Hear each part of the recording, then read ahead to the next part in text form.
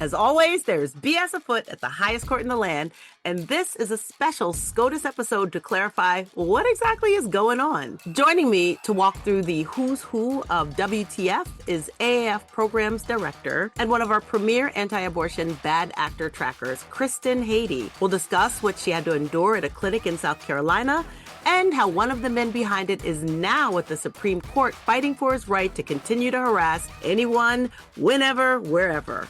And to get into the lawyerly nitty-gritty and clarify what's been at stake at SCOTUS this week, I'll be joined by Professor of Constitutional Law and Global Health Policy at Georgetown Law School, Dr. Michele Goodwin. All of this coming up on this episode of the Feminist Buzzkills podcast, the show that did not impregnate Erica Kirk after her husband's death. Hi, I'm Moji L. Liz is away this week, but my super special guest lineup is here to help me hold down the fort. So, let's get started. Our first guest is truly a pro-abortion badass. She's been a clinic escort for over 10 years, runs an abortion fund in Ohio of all places, and keeps the AAF programs team humming like a well-oiled machine.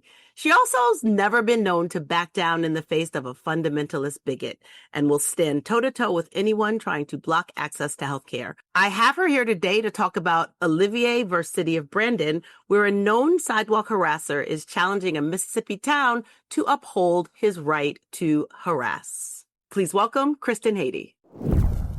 Hi, Kristin. Hi, Moji. I'm so glad you've joined me today. So we're going to tie it back to this SCOTUS case. But before we get there, I would love to talk about the plaintiff, Gabe Olivier. I know you've encountered him before, and I would just love for you to start by describing what you were doing in Greenville, South Carolina in 2023 and what happened there. Yes, I have unfortunately encountered Gabe entirely too often in my life.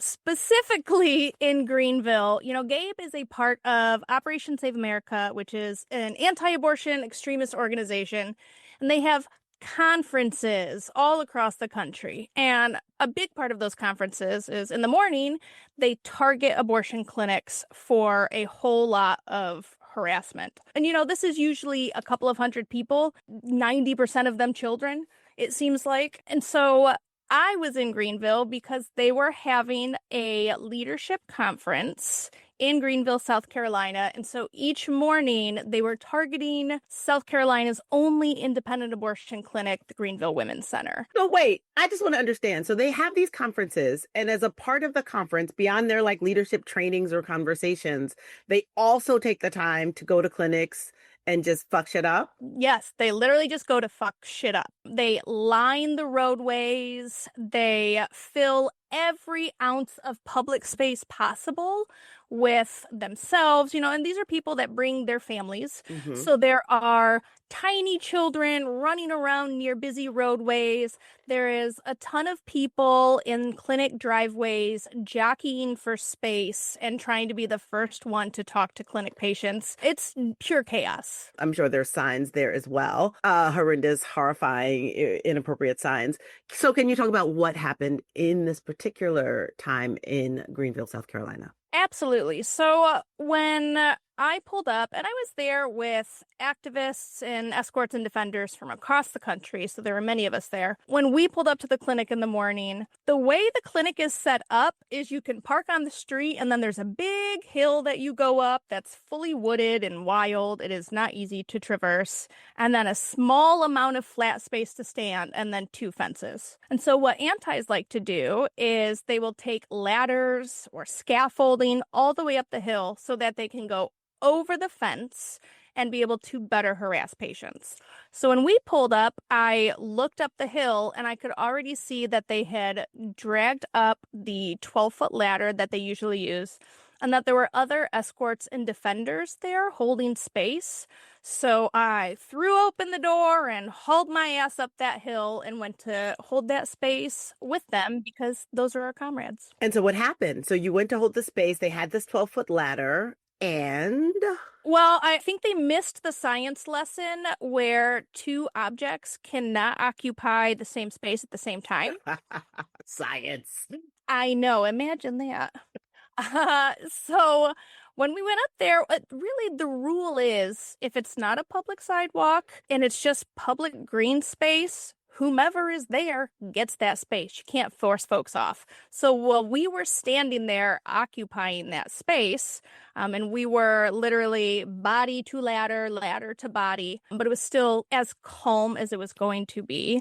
And then our best friend, Gabe Olivier, came along and really kicked off the violence that ended with, for about 30 to 40 minutes, multiple men and teenagers violently assaulting us with a ladder because they wanted the space that we were in. So there was only one place that a ladder could be, which is where you guys were occupying, and they were basically trying to physically move you? They were absolutely trying to physically move us. They were trying to set up the ladder exactly where we are. So this went on for 30 minutes? Oh, yes. It went on for a very long time. Honestly, as I was experiencing it, I did not realize how long, but it did last quite a while, and it ended up being with 2 different ladders. So, they really like variety. They do. They love variety and hate. So what in particular, because you said this was a bunch of clinic defenders and escorts, and there were a bunch of people from Operation Save America there. What particularly was Gabe Olivier doing during this 30-minute interaction? Every ounce of Gabe's life is spent instigating others in the pursuit of Christian nationalism. So while it was tense up there, it was not physically violent, and there was not an assault happening until Gabe decided to walk over. He grabbed 2 of our friends by their arms and were shoving them into the bushes up there to get them out of the way. That kicked off where they were trying to open the ladder where we are. And I think something that's really important to understand for clinic escorts and clinic defenders is that we take occupying space very seriously. We do not cede ground. We guard our borders, we guard our spaces, we guard our clinics. And so this was one of those times where I think it was unspoken, but all of us that were up there, we were not going to be bullied out of the way. We were not going to be pushed around by a bunch of toxic ass men that wanted to harass patients. And we were going to continue to stand there and take that space regardless of their thoughts on it. So, Kristin, I've seen some of the video of this particular interaction, and it is horrifying to watch, also because it's a lot of male people and basically attacking femme or femme-presenting people. And I've been to clinics before, visiting and observed more clinic defense than I've engaged in. But how did this particular interaction fit in with your much more extensive experience as a clinic defender and clinic escort? Truly, it was an escalation that I don't think any of us were prepared for. And I also include the antis in that. So listen, it gets physical sometimes, but it's often in the minor ways that it's not easy to call the cops and say, this asshole punched me. Mm-hmm. It is body to body. It is jostling for space. Maybe it's getting hit with a sign or an umbrella or something like that. There is always an element of small physicality, but this was a deliberate and violent to an extent that I have never experienced and I had not seen outside of any clinic in my memory that happened. It truly was. It just started and then it was like a powder keg. Like everything just happened and we were all doing the same thing. We were all just trying to take up that space and it was really wild. It was something I was not at all prepared for. It was not great. One of the things you've said about your interactions with Gabe that I thought was really poignant was that, again, you're out there defending clinics and he's refused to shake your hand before, but in this particular interaction, he had his hands all over your body. Right? This bitch, when I go out, I am never nice to them, but I think it is important on our end to be able to have conversations because it really shows how terrible and awful they are. He has always refused to shake my hand, which is why I keep offering because it is funny to me. And then here we are in Greenville and he's grabbing my arms and wrists. He's shoving his elbows into my neck, in my back, in my body. He's touching me in ways that no other man has ever touched me before from his moral purity high horse. Inappropriate. All right, so let's get to this case that we just heard the arguments for. So I'm just going to sum it up. Okay, so the city of Brandon, Mississippi says that their grievance is about Olivier and his group's desire to have their preferred method of protest without regards for the rights or interests of anyone else. Conversely, Mr. Olivier says he is called to share his faith with people whether they want it or not. And it's made us at the Supreme Court because he's been fined for this before. And in Mississippi, when he paid the fine, he basically lost the right to file a civil lawsuit against the city officials. And he's basically fighting for the right to do that.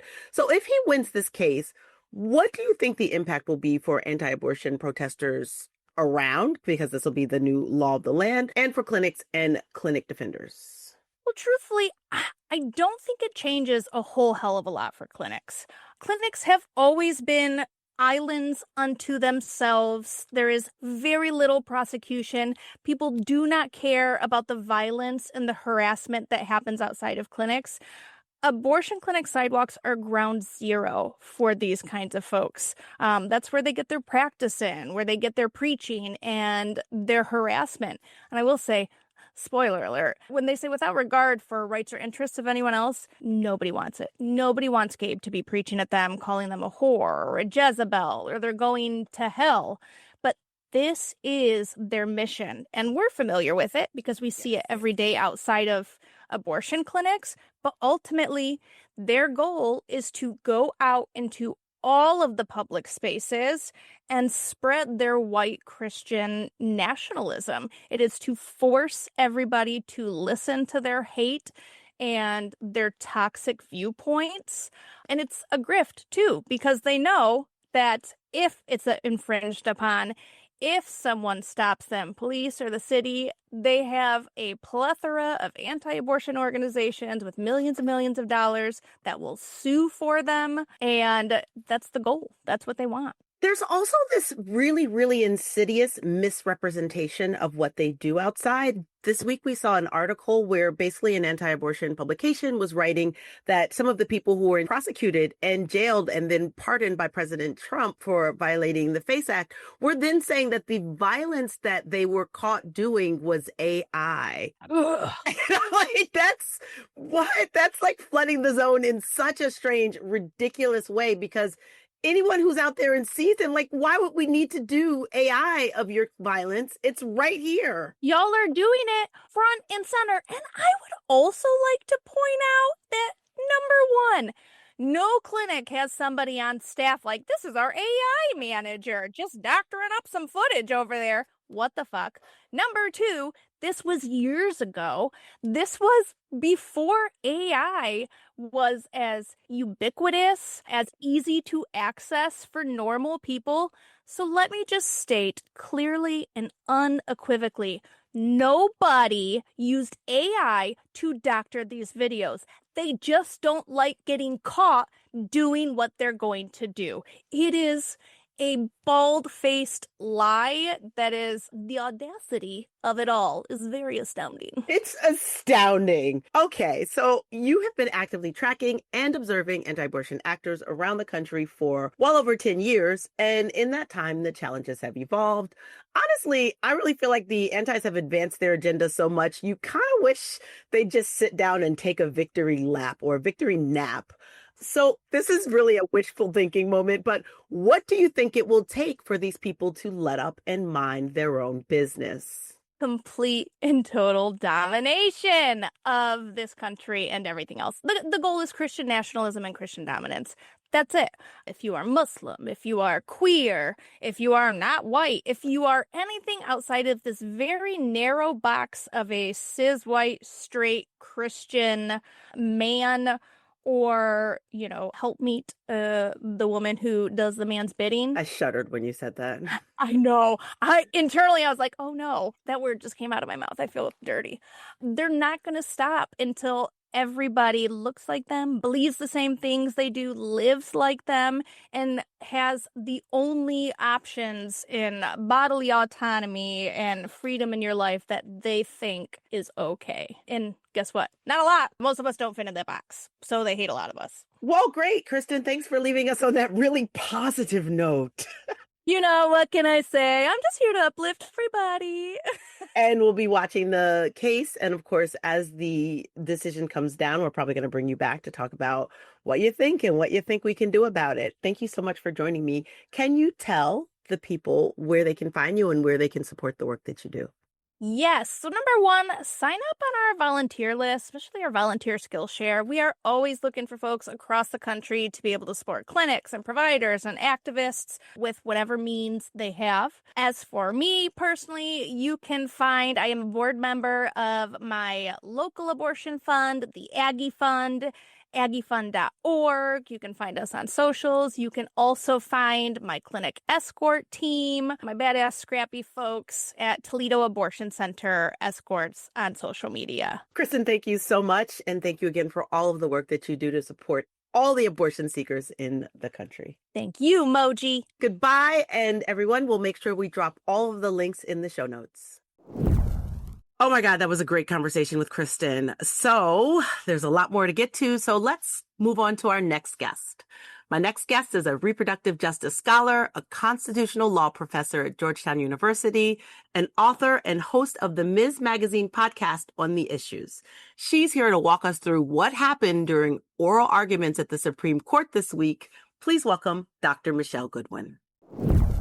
Hi, Dr. Goodwin. Thank you for joining me today. It is a pleasure to be with you. I always feel honored to have you here. So we're going to just jump right into it. Yes. And let's talk first about the oral arguments that were heard on December 2nd, which is the one about the fake clinic, basically the First Choice Women's Resource Center. Can you sum up this case in 3 sentences? And if you could, just how could you do it? So this is a case that comes out of New Jersey. And in some ways, maybe it is a test for those who care about abortion rights in the following, which is that there is a crisis pregnancy centers, which they've called, most of those are faith-based.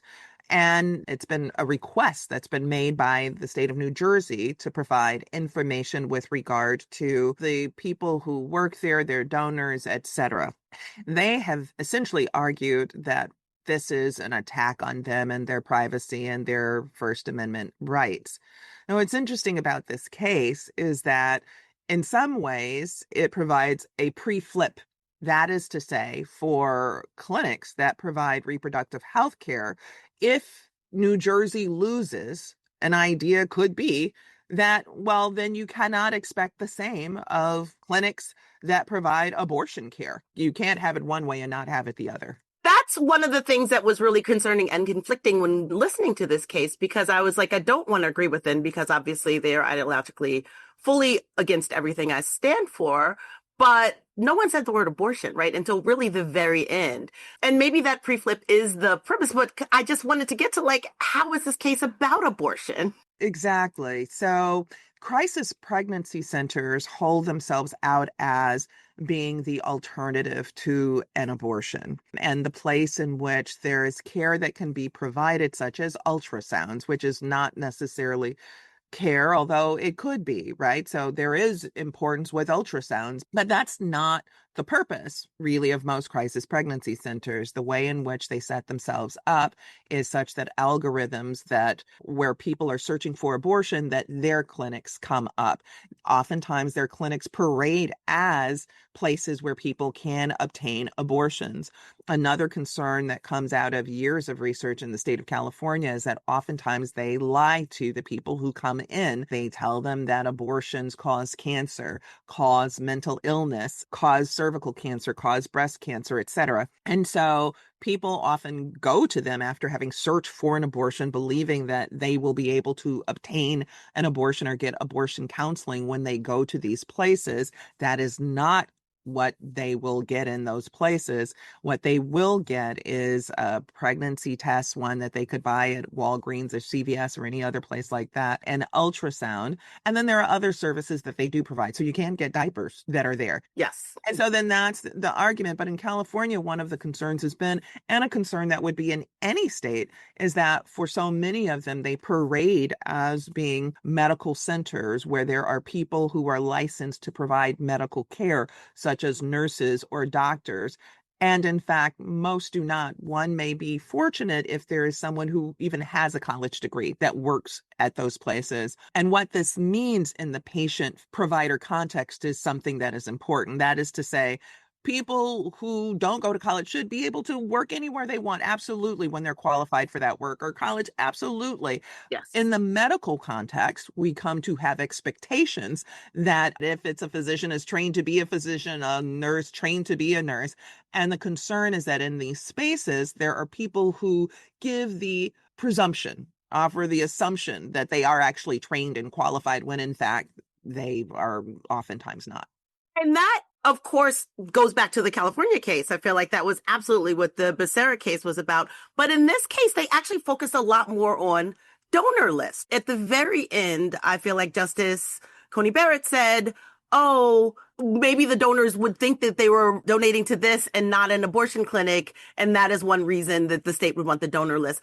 This case did not go into sort of even the fact that this was an abortion case. And I guess I found myself honestly, especially working at a nonprofit at Abortion Access Front, we are also a nonprofit. And it really was framed as this is a nonprofit's right to hold on to its donor list, as opposed to the fact that these centers are unethical lying places. Yeah. And so one has to keep those separate. And also procedurally, what they have wanted the Crisis Pregnancy Center to go into federal court rather than have these issues adjudicated first at the state court level, which is really the procedural question in this case.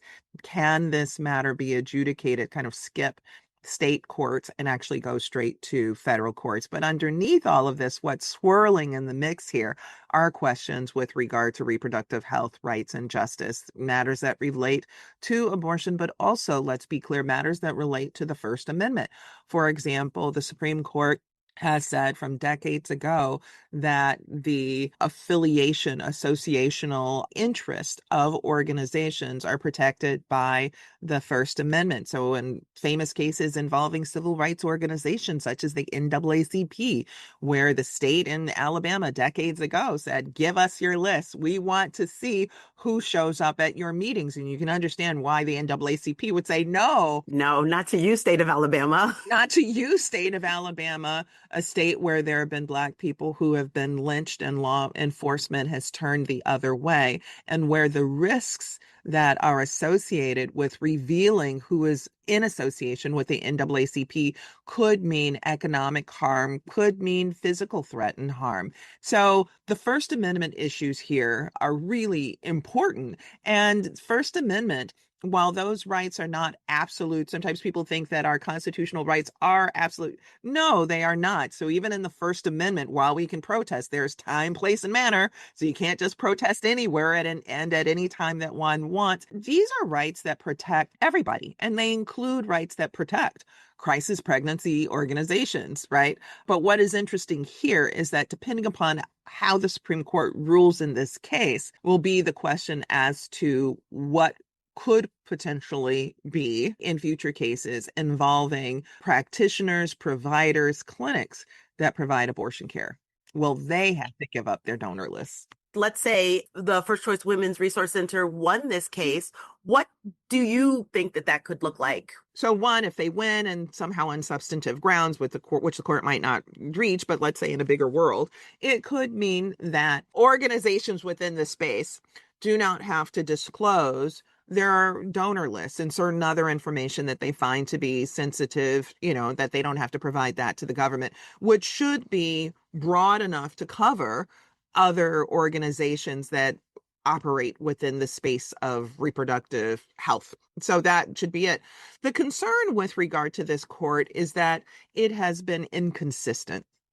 Right. So this is a court that with Planned Parenthood v. Casey, the court said that First Amendment rights could be modified in this space, meaning that a state could require doctors to say certain things, that there could be certain waiting periods and things like that imposed on abortion. Abortion's still legal, but doctors can be made to read scripts and whatever. But then you see in NIFLA v. Becerra, a case that you've just talked about, when the state of California says, well, look, we've just passed a law and we're not requiring you to speak, but we are requiring you to post two things. Post one, whether you're licensed medically, and then post as well that the state of California provides reproductive health services for people who are indigent.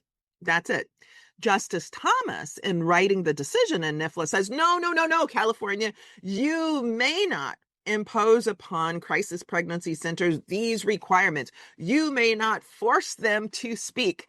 And if you want to get a message to people who would come into these clinics, then you could put up billboards around Los Angeles and throughout California so that people could walk around and look up, Right. right, and understand what their rights in California are.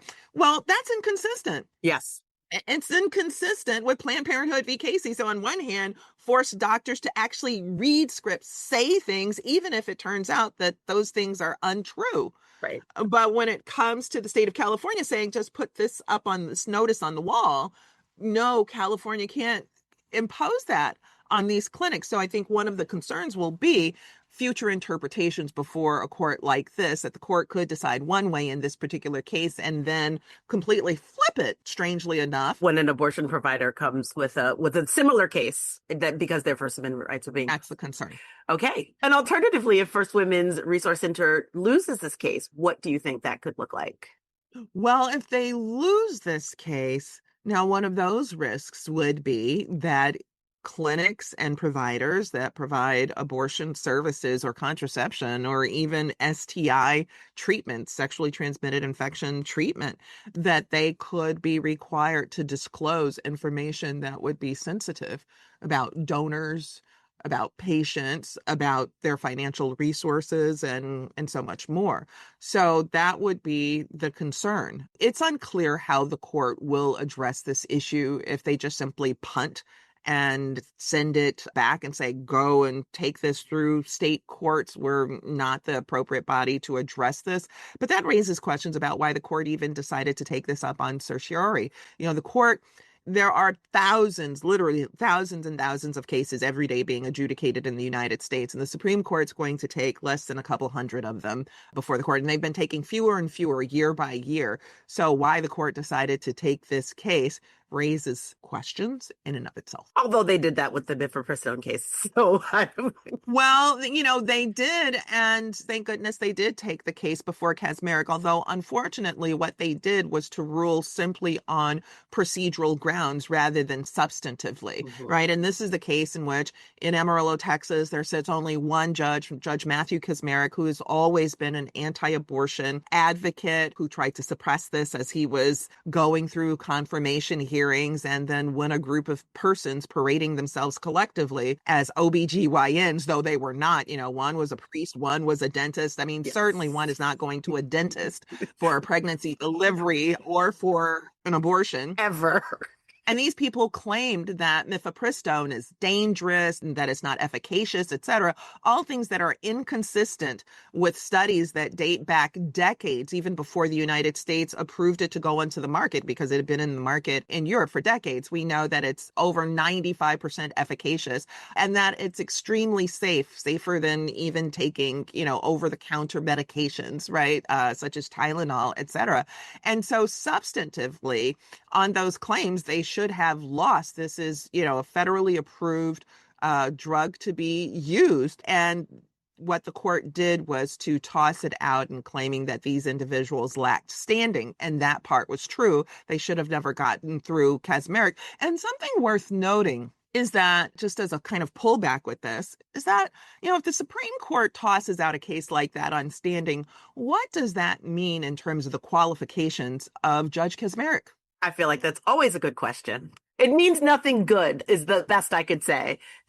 Let's get to the next case because that was the harder one to parse as a non-lawyer. So I'm going to give my little summary and then I'm going to ask you to check in. And so as a layman, what I understand is that Gabe Olivier, a street preacher, is asking the Supreme Court to restore his right to sue the city of Brandon, Mississippi. And that's a right he lost when he was arrested and fined for violating a city ordinance that required him to not stop harassing people, but just to harass concert goers from a designated space that was further away from them than he wanted to be. Yes. Okay, so we're back to Mississippi. Mississippi, which is the state that brought us Dobbs. Mississippi, the state that brought us Jim Crow. Mississippi, the state that brought us slavery. Here we are in Olivier versus city of Brandon, Mississippi. And you're right. So we have an individual, Gabriel Olivier, who's an evangelical preacher, Christian kind of person, and he preaches in public space. He may not actually consider himself a preacher, may not. But anyway, he preaches. He preaches in public spaces and has used signs and loudspeakers to convey religious messages. And so a few years ago, between 2018, 2019, he would do this outside of the local amphitheater. Now, this raises First Amendment questions with regard to time, place, and manner. And as I said before, our constitutional rights are not absolute, even though we may think that they are. I'll give a quick example and go back to this case, like driving rights. Right? So you could get a driver's license, but if you're 9, you're not going to be able to get one. It doesn't mean that your state doesn't love you, but we don't believe that 9-year-olds have the maturity and capacity to be able to drive. So there's a certain level of discrimination that may be baked into law that we accept. All right.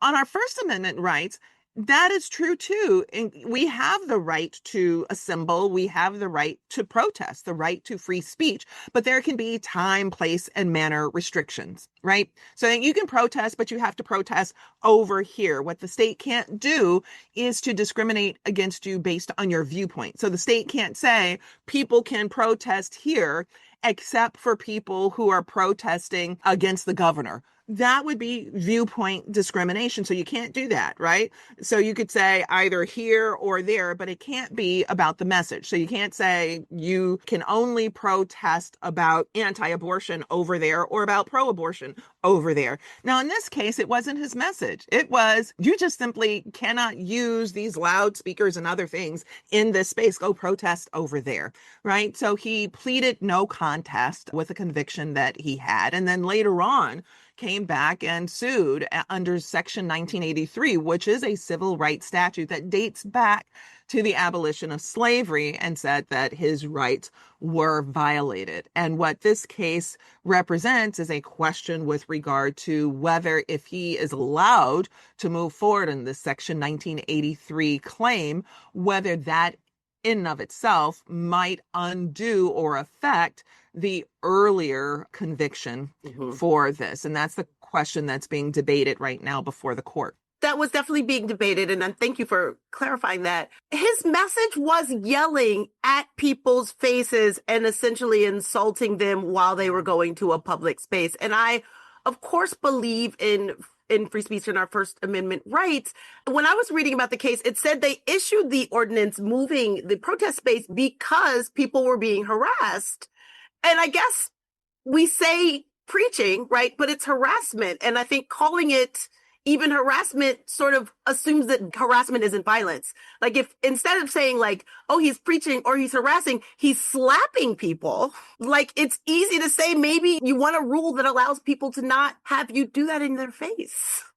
So, Moji, what's important about both of the cases that you've raised for our discussion today is to help people understand nuance, and that a case doesn't have to scream the word abortion to be related to matters of our bodily autonomy, of reproductive health, rights, and justice, right? Because there are through lines that are part of these cases. And this is one, right? Because what we know is that outside of spaces that have provided loving care for girls and women and trans folks and gay folks that have needed it, have been individuals who show up with bullhorns, who show up with signs, who show up with guns, who show up pushing people, who show up spitting at people, demoralizing people, shaming people, that this happens every day in the United States. And we can never stop acknowledging and noting that between the 50 years after Roe, right, that between Roe and Dobbs, let's say, that there were, about 50 bombings or arsons of abortion clinics, that there were doctors who've been murdered at their churches in the front doors of their homes. I mean, the threats, the physical harms. And I say that because what ends up being described in these spaces is that sweet little old ladies just show up with a rosary. But, yes, to just provide help and support. And that's not it. Your organization identified that at January 6th and the storming of the Capitol were people who had been at clinics causing significant mayhem and threat against people's lives. You all were able to identify those folks and turn that information over to the FBI. So in the context of this, where it actually has real import is that if it is the case that the city can say, you may not do this kind of behavior where you're on your loud, speaker, where you're on your blowhorn and you're harassing people in significant kinds of ways that are disruptive to their ability to peacefully get into a facility that is lawfully their right to do in the state. If it can apply in that context, it should be able to apply in the reproductive health context as well, that the cities and states should be able to do that. But here's the question, which is a matter of enforcement. I don't think that there's ever been, we also have the, FACE Act, which is a federal law that protects individuals from harassment outside of clinics and other places that already exists. The question happens to be enforcement. Right now, in this particular case, what does that mean for people who under, let's say, the FACE Act have been convicted? Does this provide an opportunity? If he's able to prevail, does this then provide a through line for them to be able to sue and say, look, I was arrested. I was kept from being able to exercise my rights. Well, that's the challenge. The Supreme Court would have to do some significant cartwheel, jump over hurdles, and do some Olympian types of things in this case in order to provide this litigant with the relief that he wants, because we have a prior decision, Heck v. Humphreys, which the Supreme Court decided some time ago, saying that cases like this can't go forward, because essentially what it would mean is that you're throwing out the underlying conviction itself. Right. And I feel like the Mississippi lawyer brought that up multiple times, and I thought that was really interesting. So do you have any predictions on either of these cases, but particularly in this one? I would say in this one that he loses. Again, the court really has to stretch itself. Now, not that it can't, not that it hasn't in the past. Dobbs was a tremendous stretch. It was the first time that the Supreme Court had ever overturned a right. Right. A civil right. And so the court has done that, right? But the court isn't going to do that for a case like this, because it tosses in question so many other convictions then. Imagine what that would mean, people who are duly convicted under the law, and not under extreme laws or laws that the Supreme Court would also want to toss out because they're overly broad, because they're vague, or they're just unjust. That's not the question in this case, right? But imagine then so many could sue. Oh my goodness. I was convicted, but no. But then why do you think they took this case? Well, that's a very good question, right? Sometimes it might mean that there is a little bit of a gamble. When the court takes a case, sometimes it's clear what the outcome will be, and sometimes it's not clear. And the justices may believe that through conferencing that they're able to bring more justices onto their side. So that very well could have been, because otherwise, why take this case? Also, why do we have laws if they can be invalidated by someone suing the law? I will say this, Moji, which is that it is not to say that there aren't unjust laws that would deserve. I was absolutely going to say that. Yes. And even listening to the case, I also thought it was interesting because we know that sometimes people who are accused of something will just take a lower charge just to sort of make it go away. And I do think that people should have some relief from that. Just like I took this just because I don't have the money or the time or the heart to fight it. That's right. And I can just do this probation for 6 months or pay this fine and be done with it. And I do think that there should be a path for people. That absolutely happened. This is why facts matter. This is why even when it may seem that something is not favorable, we should be honest about it, right? So this is a case where the person pled no contest.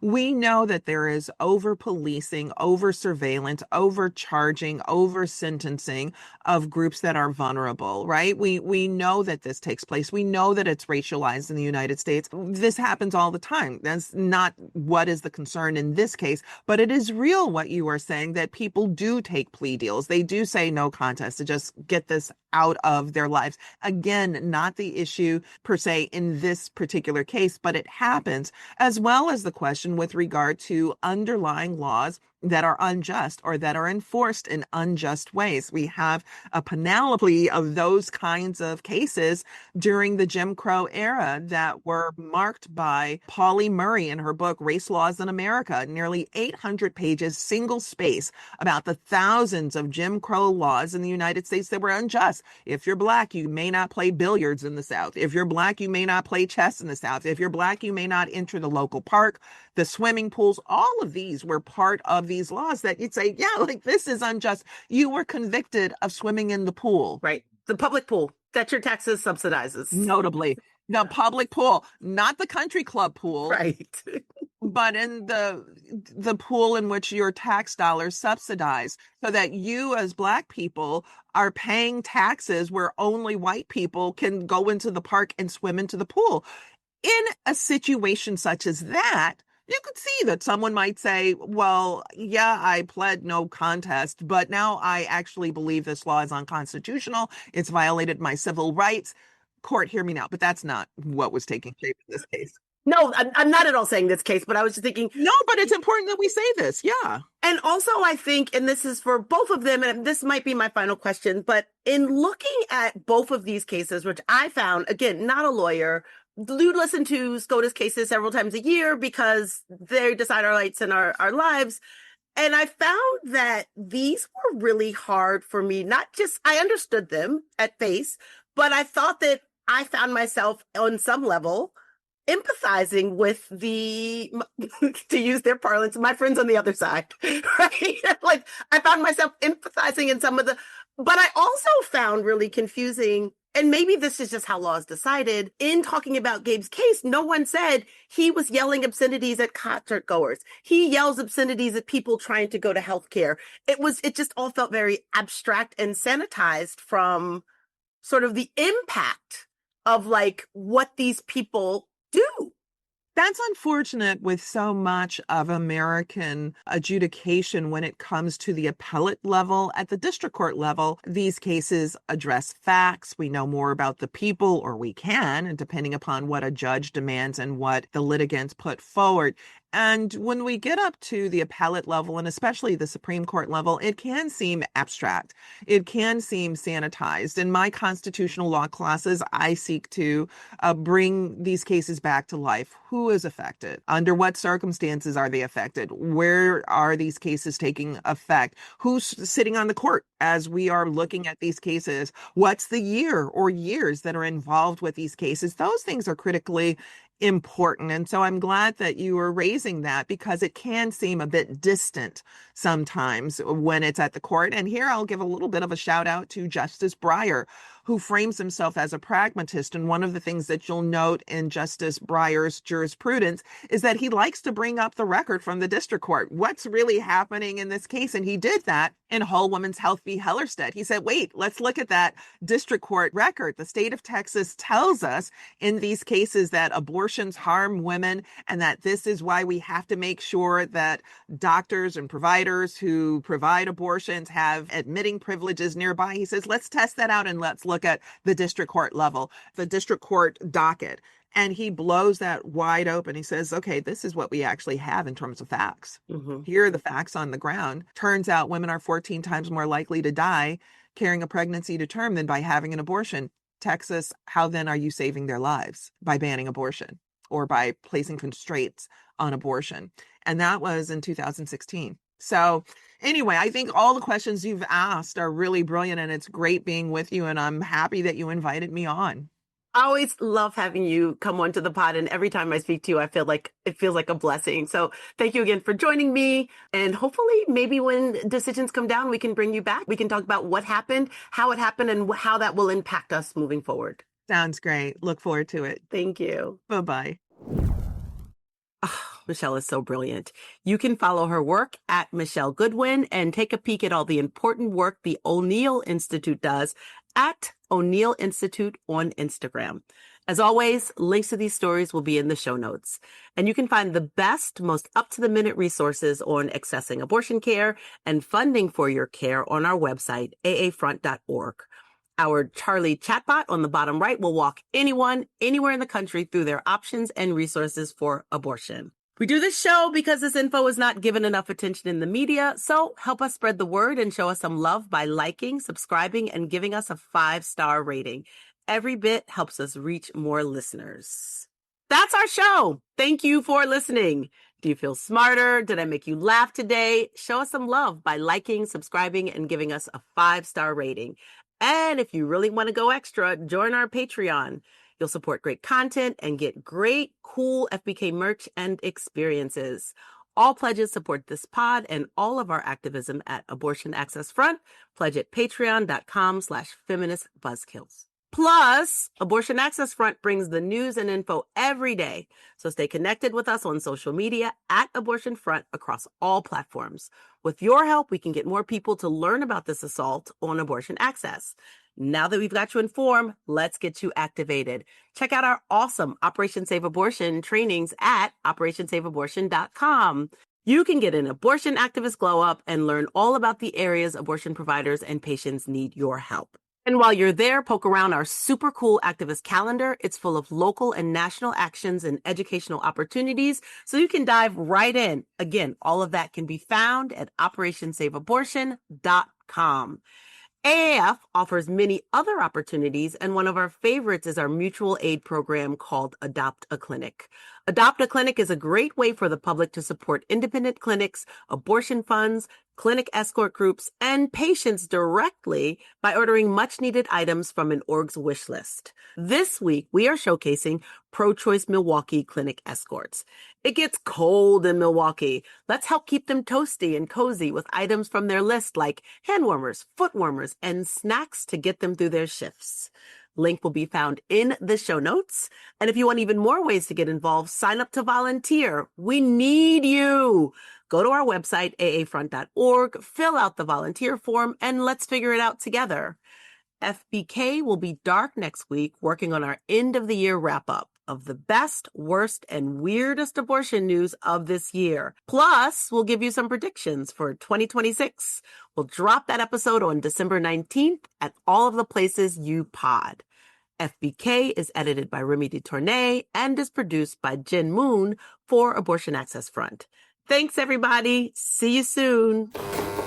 Feminist Buzzkills, the podcast from Abortion Access Front. New episodes drop Friday. When BS is poppin', we pop off.